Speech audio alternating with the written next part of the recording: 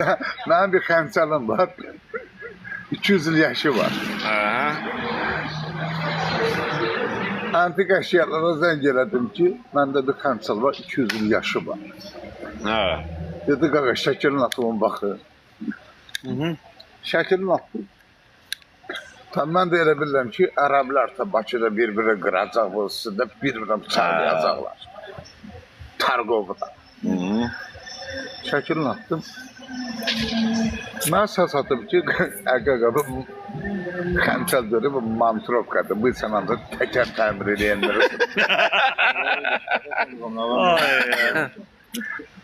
Dedi, gir mən səhifəmdə xəncəllərə bax. Girəm o səhifəsində xəncəllərə baxam, görəm gümüşdən qulğu var.